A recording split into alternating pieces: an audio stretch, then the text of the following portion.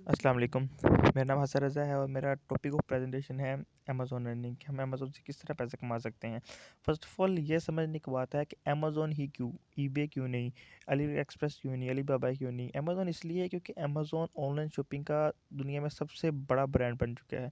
और अगर हम ये कहें कि अमेरिकन मार्केट में अमेज़न का शेयर 50% है तो ये गलत नहीं होगा। इसका मतलब ये है कि हर $2 में से अमेरिकन पीपल $1 अमेज़न पर खर्च करते हैं, ठीक है? तो इसको समझना, इसके थ्रू अर्निंग करना बहुत ज़रूरी हो चुका है इस एरा में, ठीक है? सबसे पहले आती हैं अमेज़न की सर्विसेज़ कि हमें अमेज़न कौन-कौन सी सर्विसेज़ प्रोवाइड करता है। First of all Amazon FBA है, ठीक है? उसके बाद रिटेलर आर्बिट्रेज है, ठीक है?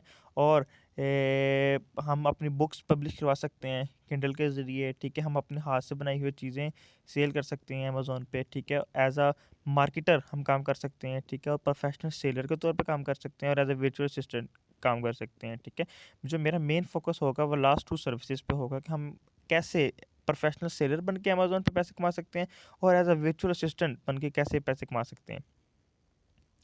आगे जाने से वैसे हम टाइमलाइन पे थोड़ा-सा गौर कर लेते हैं कि 1994 में जेफ बेज़ोस नाम के बंदे ने एक बुक स्टोर ओपन किया था अमेज़न के नेम से, ठीक है?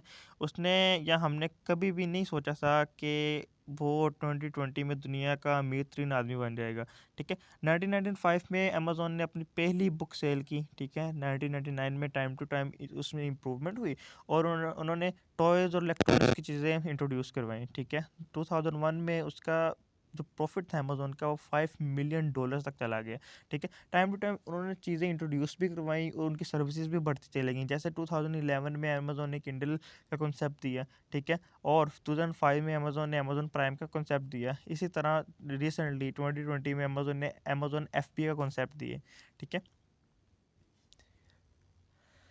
आगे आ जाता है कि अगर हमने एज़ अ प्रोफेशनल सेलर काम करना है अमेज़न पे, तो हम सबसे पहले अपना अकाउंट किस तरह ओपन करेंगे? रिसेंटली पहले इस तरह होता था कि हमारा कोई करीबी रिश्तेदार जो था, वो अमेज़न के अप्रूव करदा 102 ममालिक में किसी भी ममालिक में जाता था, ठीक है? वहाँ पर अमेज़न का अकाउंट बनाता था, ठीक है? वहाँ पर अपनी ईमेल एड्रेस लगाता तो वहाँ उसी कंट्री का मोबाइल नंबर, ठीक है? और उसी कंट्री का पासपोर्ट और बैंक अकाउंट इसलिए ताकि जब आप पेमेंट लेते हैं तो पेमेंट लेने भी ईज़ी होता है, ठीक है? लेकिन अब इस तरह नहीं है, अब पाकिस्तान में भी अमेज़न आ चुका है तो हम अपना अकाउंट बना सकते हैं। अकाउंट किस तरह बनाना है ये मैं आगे एक्सप्लेन करता हूँ।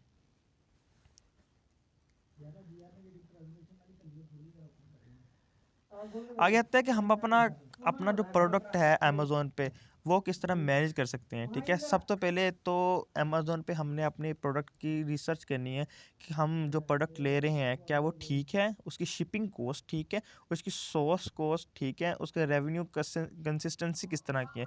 रेवेन्यू कंसिस्टेंसी बहुत ज़रूरी है। रेवेन्यू कंसिस्टेंसी इस तरह से चेक होगी कि लाइक अगर हम अमेज़न का पेज ओपन करते हैं ना, ठीक है? तो जो 10वें नंबर पे 10वें पेज पे आने वाली चीज़ है ना, उसको भी अवाम की नज़र उस पे भी पड़नी चाहिए और छठे पेज पे आने वाली चीज़ है ना, उस पे भी अवाम की नज़र पड़नी चाहिए, ठीक है? वो भी सेल होनी चाहिए। ऐसा नहीं होना चाहिए कि छठे या 10वें पेज पर जो पड़ी हुई है, वो पड़ी ही पड़ी रहे, उसको कोई पूछे ही ना और जो फर्स्ट पेज पे पड़ी है, सिर्फ़ वो सेल होती रहे। नहीं, ऐसा नहीं देखना। हमें सारी प्रोडक्ट की रिसर्च करनी है, कौन-सी चीज़ कहाँ और कब सेल हो रही है, ठीक है? इसको रेवेन्यू कंसिस्टेंसी को देखने के लिए हमारे पास कुछ टूल्स हैं जिसको हम जंगल स्काउट कहते हैं और हिल लिफ्टिंग कहते हैं। और जब हम अपना अकाउंट बना लेंगे तो हम सिंपली इन वर्ड्स में ये कहेंगे कि हमारा उस कंट्री में हमारा एक वेयर हाउस बन गया है, ठीक है? उसके अलावा जब हम अपनी प्रोडक्ट सेल कर देंगे तो अमेज़न हमें पेमेंट किस तरह करेगा? उसके लिए जो मैंने पहले पीछे बताया कि हमारे बैंक अकाउंट्स लगे होंगे, ठीक है? दूसरा तरीका पेपैल है, उसके अलावा भी बहुत सी चीज़ें जैसे पाइनर्स आ जाते हैं, ठीक है? उसके अलावा पेमेंट के बहुत सारे तरीके हैं, जिसके थ्रू अमेज़न हमें पे कर सकते हैं। ये देखें, सबसे पहले लेट्स सपोज़ इसका नाम है जॉन। जॉन ने अमेज़न डॉट कॉम पर जाके कुछ ना टी-शर्ट ऑर्डर की, ठीक है? तो लेकिन वो प्रोडक्ट थी बिलाल की, ठीक है? तो अमेज़न पे जब उसने टी-शर्ट ऑर्डर की ना, तो जो टी-शर्ट्स हैं वो शिप हो के जॉन तक पहुँच गई, ठीक है? लेकिन जो पेमेंट थी वो इसने अपने कार्ड के थ्रू की अमेज़न को, अमेज़न ने 50% कमीशन और शिपिंग की कमीशन काट के बिलाल को अपना पेमेंट वापस कर दिया कि जो चीज़ तो बिलाल की थी ना, सिर्फ अमेज़न ने क्या किया, अपना 50% कमीशन काटा, ठीक है, और शिपिंग का कमीशन काटा जस्ट, बाकी सारी की सारी पेमेंट बिलाल के अकाउंट में भेज दी। उसके बाद आता है कि हम एज अ विचुअल असिस्टेंट किस तरह काम कर सकते हैं। ये जो प्रोफेशनल सेलर वाला काम था ना, वो था इन्वेस्टमेंट का काम, अगर आपके पास इन्वेस्टमेंट हो तो। लेकिन अगर आपके पास इन्वेस्टमेंट नहीं है, जीरो इन्वेस्टमेंट से स्टार्ट करना चाहते हैं आप, तब क्या करेंगे? तब सबसे पहले तो ये देखें ना, वर्चुअल असिस्टेंट होता क्या है। वर्चुअल असिस्टेंट वो होता है जो कि देखिए, मैं इस तरह समझाने की कोशिश करता हूँ कि ना, फॉरेन कंट्रीज़ में अमेज़न को as a part time job किया जाता है, ठीक है, फुल टाइम जॉब नहीं करते लोग, ठीक है। तो क्या करते हैं, उनके लिए उनके पास इतना टाइम ही नहीं होता कि वो जो छोटे छोटे टास्क जो हैं वो मैनेज कर सके, लाइक प्रोडक्ट रिसर्च वो खुद कर ही नहीं सकते, ठीक है। तो इसलिए वो बंदे हायर करते हैं जो उनके लिए ये काम कर सकें, ठीक है। तो विजुअल असिस्टेंट क्या करता है, विजुअल असिस्टेंट के छोटे छोटे टास्क होते हैं, ये मैंने कुछ लिखे हैं, जैसे प्रोडक्ट रिसर्च करना, मार्केट रिसर्च करना है कि मार्केट किस तरह की है, कौन सी चीज़ मार्केट में ट्रेंडिंग पे जा रही है, कौन सी चीज़ मार्केट में ट्रेंडिंग में नहीं जा रही। उसके बाद कॉम्पिटिटर एनालिसिस कि आपका जो कॉम्पिटिटर है, लाइक ईबे है, लाइक अलीबाबा है, लाइक अली एक्सप्रेस है, उसके पास किस क्वालिटी की चीज़ें हैं और हमारे पास किस क्वालिटी की चीज़ें हैं, और जो प्राइस एंड टैगिंग हुआ है वो हमारे पास किस तरह की हैं, और हमारे जो कॉम्पिटिटर हैं उनके पास किस तरह की हैं, ठीक है। उसके बाद प्रोडक्ट सोर्सिंग करना, प्रोडक्ट लॉन्चिंग करना, ठीक है, और प्रोडक्ट की एडवर्टाइजमेंट, सबसे इंपॉर्टेंट चीज़ कि प्रोडक्ट हमने दिखाया किस तरह है, क्या वो कस्टमर अपील हो रहा है या नहीं हो रहा है, कस्टमर आ रहा है या नहीं आ रहा है, ये सारे छोटे छोटे काम वर्चुअल असिस्टेंट करता है, ठीक है। और बाद में वर्चुअल असिस्टेंट के पास जीरो इन्वेस्टमेंट होती है, ठीक है।